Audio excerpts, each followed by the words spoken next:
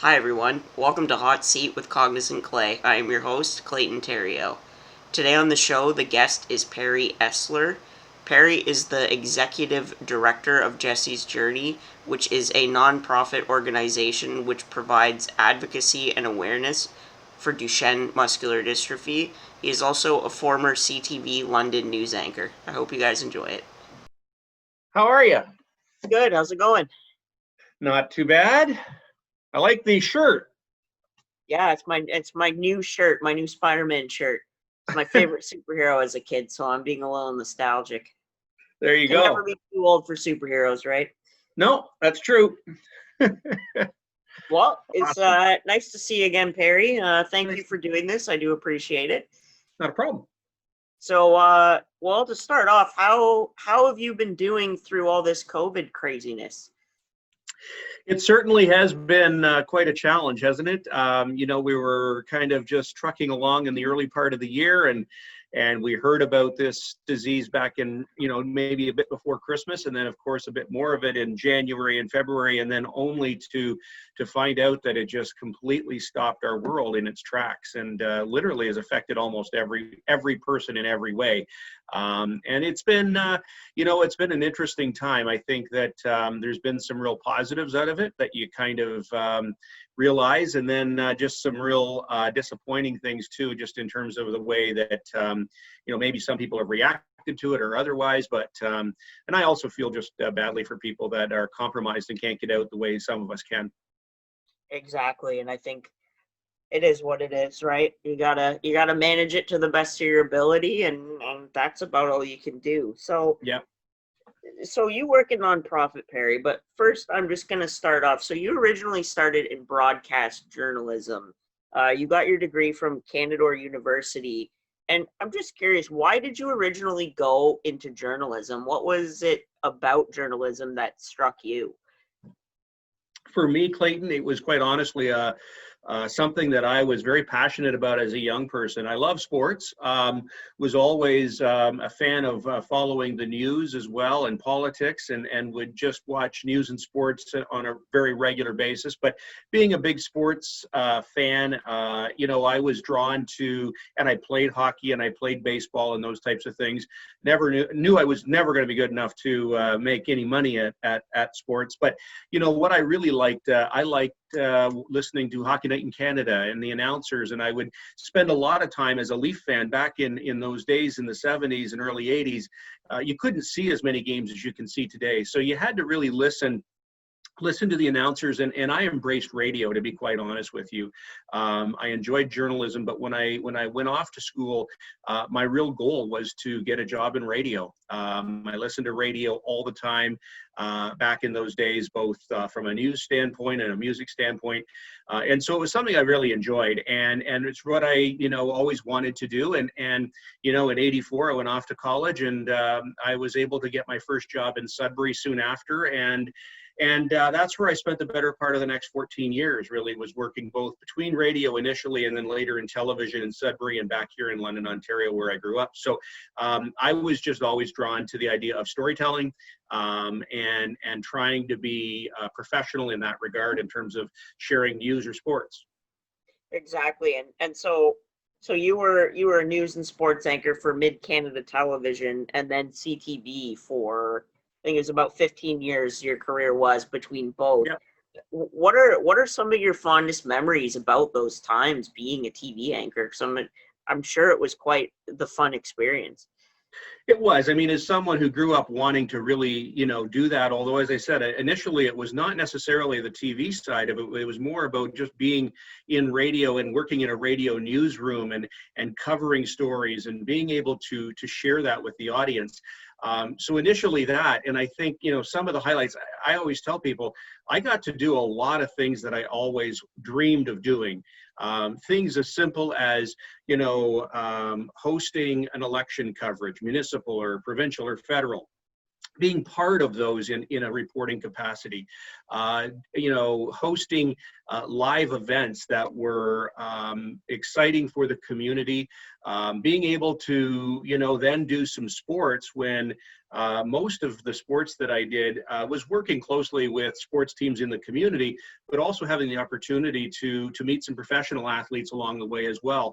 To be able to, as a lifelong Leaf fan and someone who grew up watching the blue and white every Wednesday and Saturday, and barely being able to ever get to a game, let alone thinking I would actually be in the dressing room and be at Maple Leaf Gardens before the Air Canada Centre. So being able to interview it, when I was doing it at the time, the Matt Sundins of the world, the Doug Gilmores and some of these other guys, that was a real highlight. Meeting Wayne Gretzky through a visit to the Joe Louis Arena in to cover when he was playing for the Kings.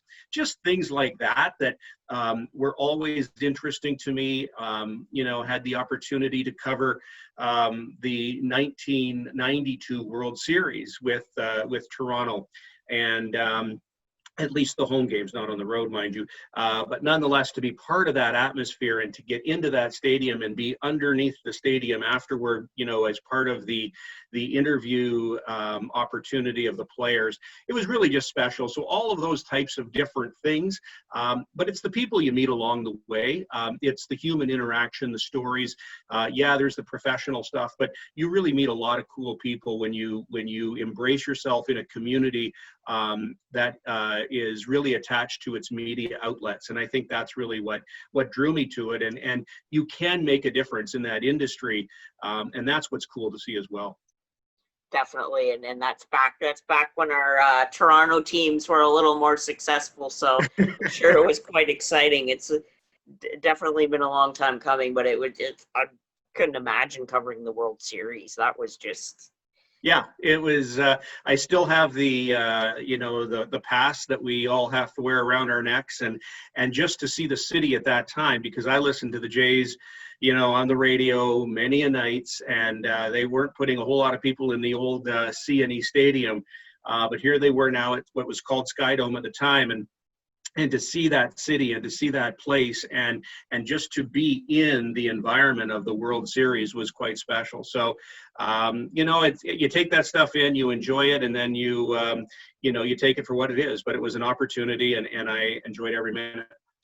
Definitely, and it's something you'll remember forever. So that's definitely a good memory. So after CTV and Mid-Canada Television, you moved into nonprofit. And just to start off, what made you make the switch, but also what skills did you bring over from broadcast journalism into the nonprofit industry?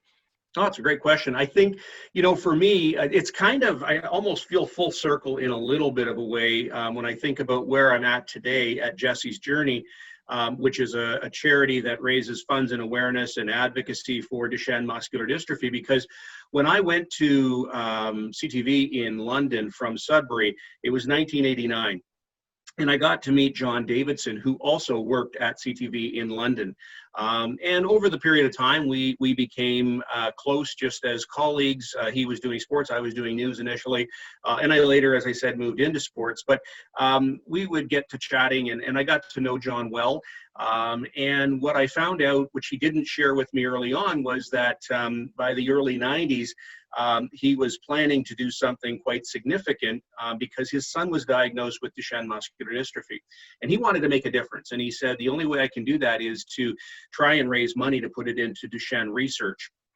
And so in 1995, he did that. And here I am, a colleague. I'm not really necessarily that involved in it at all. I'm watching what he's going to do. I think, it's admirable what he wants to do.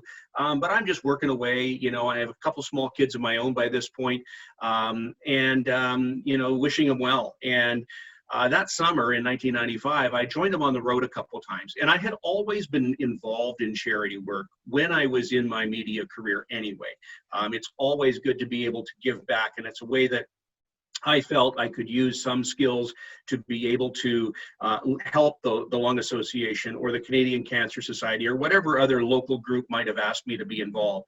But in this particular case in 95, I just went out, I said, I'll volunteer for a couple of weeks on the road as part of one of these road volunteers because John was pushing Jessie across the province of Ontario from the very far in the northwest through to Ottawa.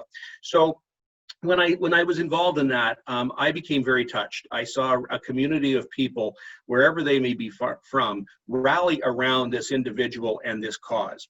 And I felt that, that is the ability to be able to make a connection with people and to do really good work in the community. And so it really was a little bit of an inspiration that came to me at that time. Media was also going through some radical change, and one thing led to another, Clayton, and quite honestly, it's a little bit about, it's a little bit of both of those things kind of intersecting, in that media is going through a change that I didn't feel entirely comfortable with, where it was going, how my role would be in that. And yet at the same time, I was feeling this tug to go do something a little more fulfilling, and getting involved with charitable organizations. And I never imagined that I might end up at Jessie's Journey one day, but I ended up working mostly in children's health. First, the Children's Hospital Foundation here in London, and then working with children's hospitals across North America through some media fundraising programs. That's really where I spent the bulk of my time. And here I find myself now, 20 plus years later. I left television in '98 to sort of begin that nonprofit journey. And here I sit in 2020 now, proudly working with Jessie's Journey and trying to continue to move it forward. But I think from the skill side of it, as you asked, I mean, for me, looking back, I mean, just the ability to be able to use the power of storytelling, and that's what we do in the nonprofit space. It's one thing to tell somebody that you're going to put money into research, or you want to buy some specific piece of equipment, but it's really about what's the impact. How's that impacting individuals, or people in our community? And so being able to do that, and in my particular case, my radio background really served me quite well, because one of the things that we did early on when I made the switch was we did a thing called Radiothon. And people said, well, what's that? Is that a telethon on radio? And it wasn't, because telethons, as we know, were more about, running one person out after another that had done a bunch of fundraising, and it was about recognition. But Radiothon was storytelling. And so we had this vehicle, this wonderful thing called radio, and we could get parents and patients and doctors of children's hospital, whether it be in London or Toronto or wherever it may be. And we built this whole program, and we rolled it out across Canada and parts of the US that was never existing before. And we were raising $40 and $50 million across Canada one year, simply by telling stories of people in hospital and why donations matter. And it doesn't matter really what the cause is. It's just the ability to be able to tell stories. So, I guess the skill that I was able to bring to the table at that time was just the opportunity. I understood radio. I understood media generally. And we could use that in a way to tell stories for the charitable organizations I was working with. As I said, I spent a lot of time with children's hospitals, which was also Children's Miracle Network. So I was connected to all of the children's hospitals in Canada, working mostly on media fundraising. And that was sort of, I think, where the two careers kind of met at that time. And we do that here today at Jessie's Journey. We try and, share the stories of all the amazing young men and boys that are living with Duchenne, so that we might inspire and grow the community of people who will support the cause. It definitely relates, like you say. This is a lot about storytelling, testimonials, and just stuff like that. So I really do see the connection, because like I took print journalism at Sheridan. I didn't finish it, but I believe it's what brought me into what I'm doing now, is just, the disability awareness. And it is definitely an important thing. And so that leads me to my next question. So you were the Director of Development and Communications at Children's Health Foundation for 4 years, from 98 to 02. Can you just talk me through a little bit about your role with them? Yeah. I think at the time, when I got there, they really didn't have a lot that was happening in fundraising. But most of all, what we were trying to do was, and my first responsibility was to work on a telethon. So as someone who had hosted telethons before, this was not foreign work to me, but again, it goes back to the storytelling concept. And after I was there about the first 7-8 months, there was another role that opened up, and it really was more in the pure form of fundraising, working with community groups to raise funds for the local children's hospital. So it was really about trying to meet more people in the community who want to be part of helping to advance our work at the Children's Hospital here.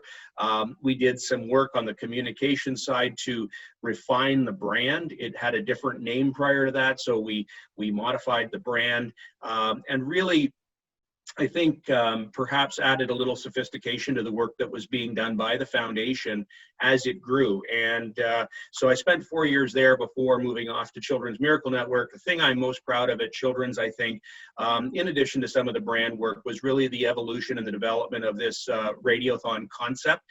It was the first one in Canada that we launched in London, and it really grew from that to Toronto and Edmonton and Calgary and many of the places across the country, working with all forms of various radio broadcasters. And so I had the pleasure to be able to meet a lot of people through that, but to be able to see what that did for London, because we went into our first event in London, Clayton, and people thought, they didn't know what this thing was going to be. But myself and a couple of other people at the station who had a sense of what the power could be were probably a little more optimistic than others. But, you know, we were kind of thinking, well, maybe it'll raise $30,000 or $40,000. And it was a 3-day radiothon. Their announcers did a great job at interviewing families and playing some pre-recorded stories. And after 3 days, we raised over $100,000. And that was all for equipment and programs at the local children's hospital. So it was seeing that, and what it really validated for me and others was being able to use the medium of radio to tell a story. And I always said that people don't not give to an organization because they're cold. Oftentimes they don't give because they're not inspired, or they haven't heard the real passionate understanding of why that charity matters. And I think that's our role in the nonprofit space, is to be able to tell compelling stories that are, authentic and built on the people that we're trying to work to support in our cause. So it's really about that. And I think that was the work that I really did enjoy the most, was just that ability to be able to take a former career. And that was what I found interesting about it, was I was still working in the business. I was just working, with a different mindset, I guess. Exactly. And a little bit more of a purpose. It's not that, broadcasting, it doesn't have a purpose, but I think when it helps families and children with disabilities, cancer, all those horrible things that are unfortunately a part of life, and to be able to do that, I'm sure feels quite amazing. And like you say, it's about the people you meet. It's not about how much money you raise. And it is amazing to raise that much money, but meeting the people, I found through, whether it be March of Dimes, Easter Seals, whoever, it's the people are just amazing. And the term teamwork makes the dream work really, I think, resonates with people like you and I, because it is so true, and it's just amazing to see. So we're going to take a little bit of a break from the questions and do my famous rapid fire segment, which people seem to love. And as I always say, don't worry about the rapid aspect of it, because I know it's sometimes hard to be put on the spot. So first question that I always ask: who is your favorite person from Ontario? My favorite person from Ontario. Good question. I guess I'll go a little bit to the inspiration of sort of how I made all the shifts and everything. And I'll just say Jessie Davidson. Yeah, that's a good one. I like that for sure. A little bit. So I'm a foodie. I love my food. What is your favorite thing to eat? Oh, I love pizza. I love pizza. I just love the smell. I want to try pizza wherever I go. I always like to try a pizza, but generally I stay within that Italian lane though, with pasta and pizza. Definitely, I like that. So, as a sports fan, If you could be any athlete, living or dead, for a day, who would you choose?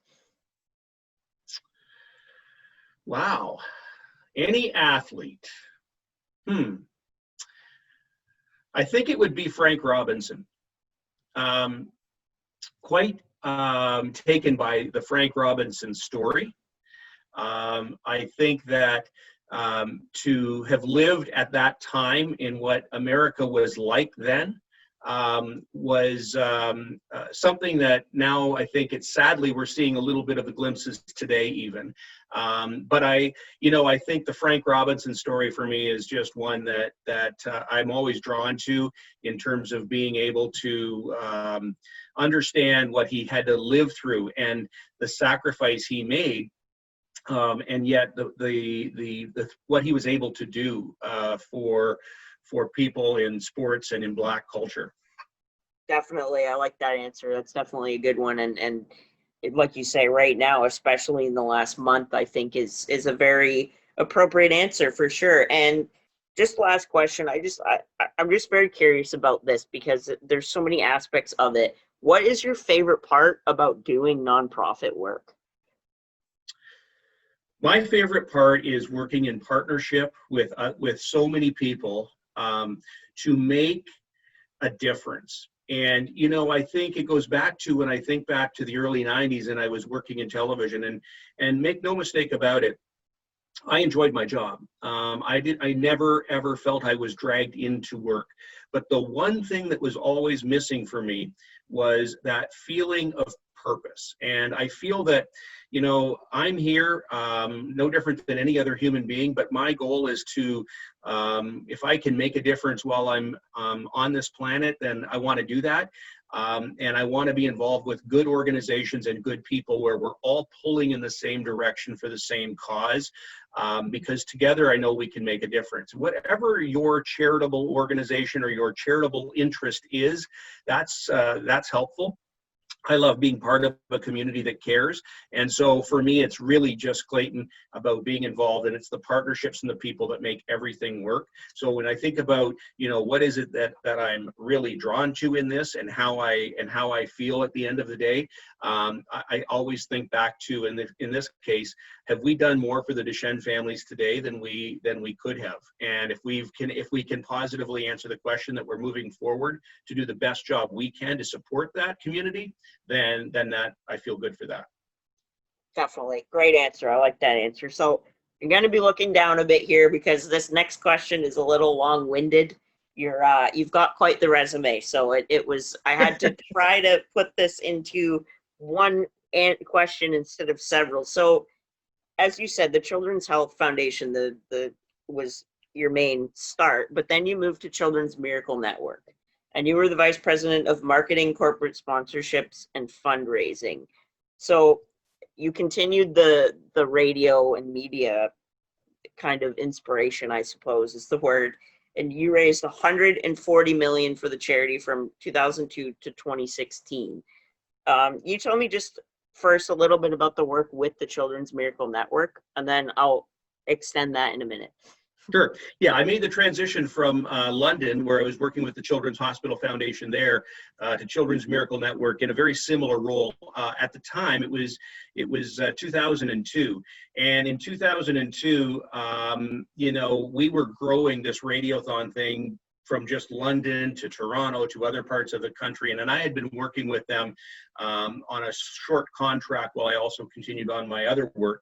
And at one point, they just felt that, we needed, if we were going to really grow this whole radio fundraising program, it was going to take a team of people. And so I was asked if I would sort of lead the Canadian effort in that regard, because there are 14 children's hospitals in Canada where there are various offices set up. So I was able to work with them, but I needed to leave the role that I had locally. So that's really how I made the jump at that time in 2002. Exactly. Well, then that's such a great network. It's like I always remember going to Dairy Queen, and they would always have the Children's Miracle Network donations. So every time you bought something, you could donate, and we always did, because Sick Kids was one of my main hospitals when I was a young boy. Not so much now. Now I'm with McMaster, but it was just it's quite the charity. So how did this media thing come about? Like, how were you able to raise so much money? That's what I was curious about, is how did that come about? Yeah, so I was very fortunate to meet a gentleman in the U.S. who had a similar concept, but he was doing it at a little more advanced level than we were in Canada at the time. But he was the one who worked with me initially to sort of grow that. And there was a team of about 5 or 6 of us that worked on this for many, many years. My role, as I said, was primarily focused in Canada. But the real, we say that, when a program director would say, well, give me the real quick story on what Radiothon is. And, what we used to say is it's tell a story, give the number. And what I mean by that is you tell a great story, and as an announcer, you ask people to join you and make a pledge, and you give out the phone number, and the phones would ring. And there was nothing more heartwarming than to sit at a radiothon at Sick Kids here in London, out in Vancouver, wherever it may have been, and it's complete silence while a mom or a dad or a physician is talking, telling a great story. And then the announcer finishes, he asks people to make a pledge, he gives out the phone number, and the phone bank lights up. And so really, when I talk about the money that we raised, it was very little corporate sponsorship money and a lot of individual donors. The technique, or at least the way that we asked people to donate, was to become monthly donors of their local Children's Hospital Foundation, because that's just a way to give an ongoing gift. And those gifts accumulate. And so really, I mean, when you start looking at all of the money, and that $140 was not certainly only raised by me, it was a whole team effort. And the credit really goes, in my opinion, to the radio stations who embraced this concept from the very beginning, and those announcers that told amazing stories. And so they're the ones that really deserve all the credit, in partnership with the hospital foundations. But it's a lot of donor gifts that just add up over time.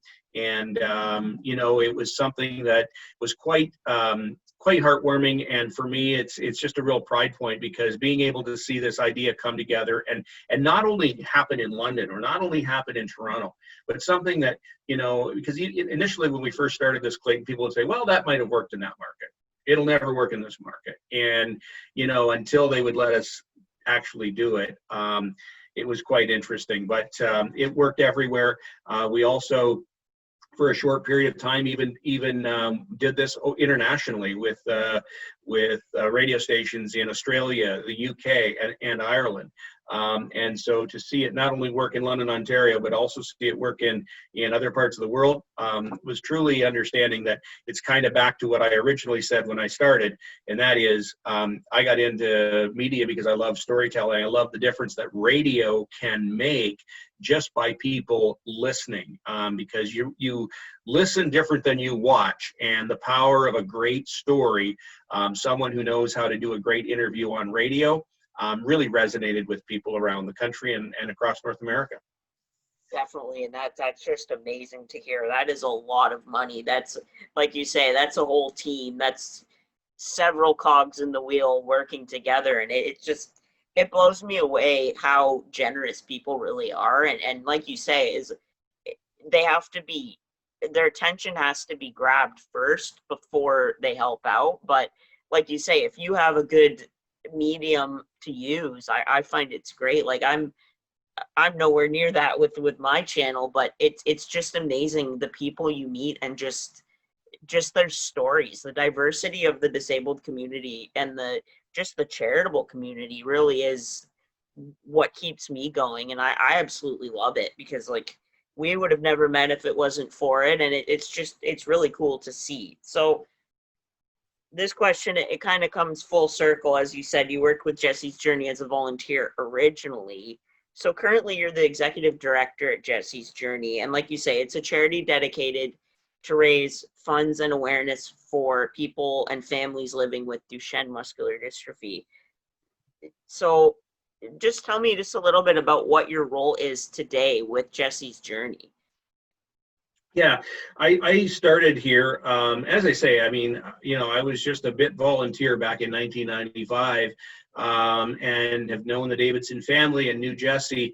I admired the organization from afar while continued working in other roles in other organizations.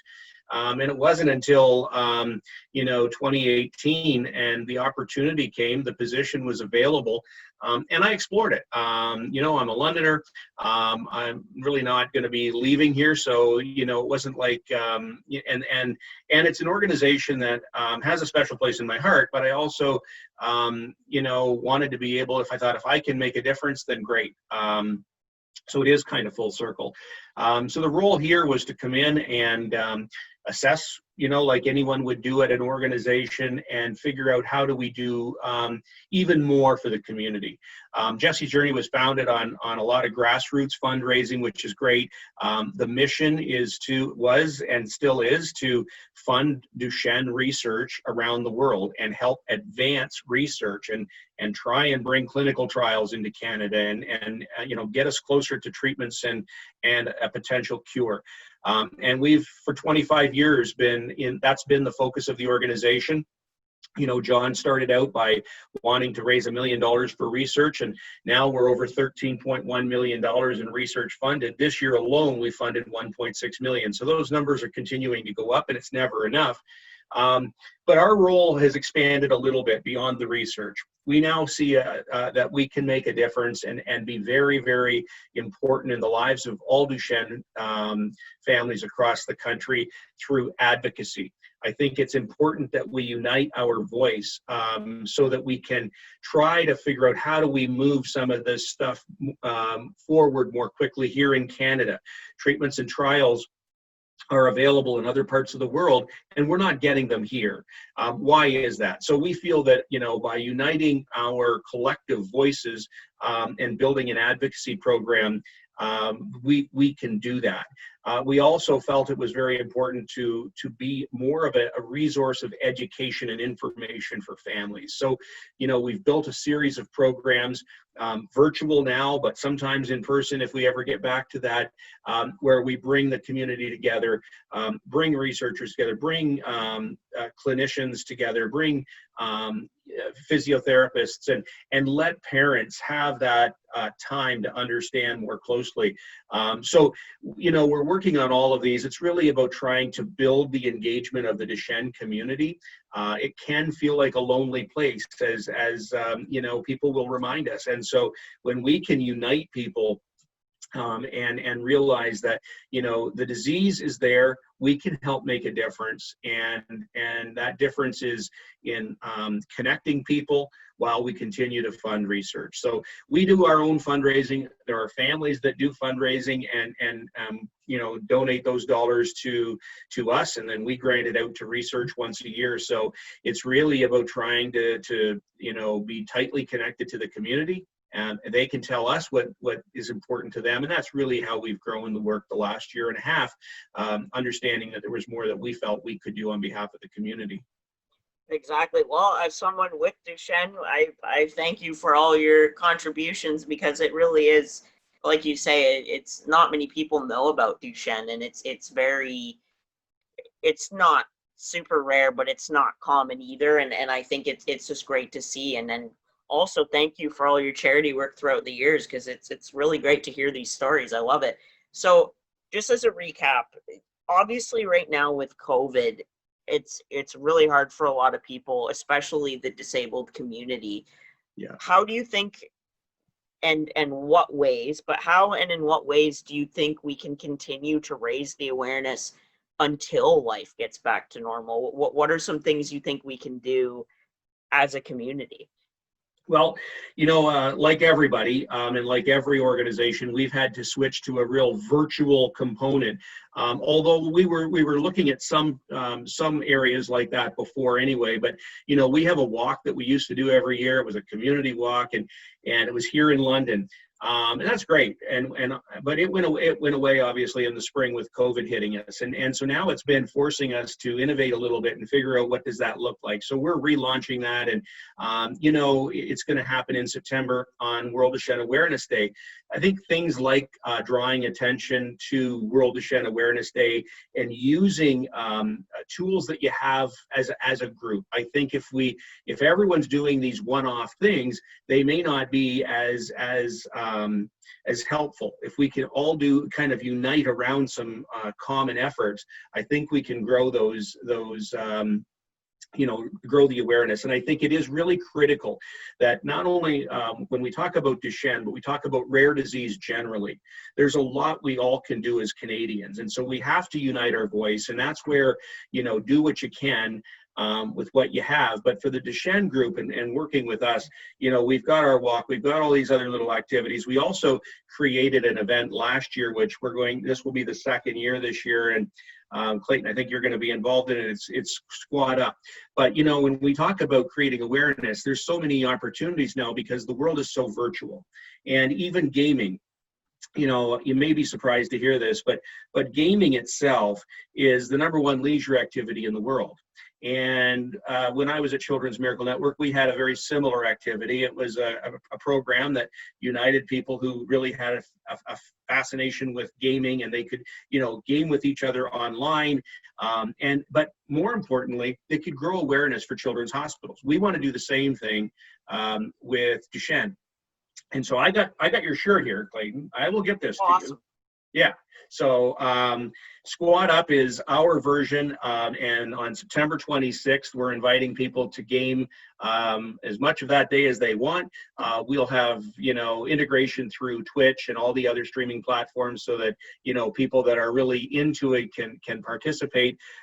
We'll raise a few dollars, but more importantly, if we raise some awareness around Duchenne and the messaging, because certainly there's a lot of boys and young men who are fans of games anyway, and it may be a way to really share stories like your own, Clayton, as well as others, that it's a platform we can use. So I think, to answer your question, sorry it's taken so long, but I think it's really just looking at things virtually and how do we really get our stuff out to as many people. And I think in some cases it gives us a chance to do it in a better way, and maybe reach a bigger audience. It's not as intimate, obviously, and it's not as personal, but nonetheless, I think if we're still able to grow our awareness of Duchenne, that's our goal here. Exactly, and I think like you say, no matter what charity you support, is we're so lucky to live in such a virtual world. Like, it is not the same as being face to face, but at the same time, if this was 20 years ago, we'd all be lost. We wouldn't know what to do with ourselves. So it's definitely great. Well, that's about all I have for you, Perry. Thank you so much for your time today and helping me raise the awareness. It means a lot. Thank you, Clayton. You're an inspiration in all that you do, and the way that you sit here, you're not sitting there with a frown on your face. You've always got a smile. You're always cheery, and that's a credit to you. So thanks for helping to us amplify and to share your own story, because really what's critical in the work that we're all trying to do is if nobody shares a story, then it's hard to impact the people that don't even know what the word Duchenne means. So we'll keep working together and hopefully be able to do good things on behalf of the community. Definitely. I look forward to it, and I'll get a link out to you when it's posted, and we'll definitely stay in touch. Thank you. Great to see you again, Clayton. Yeah, you too, Perry. Take care. Have a good one. Stay safe. You too. Bye now. Bye.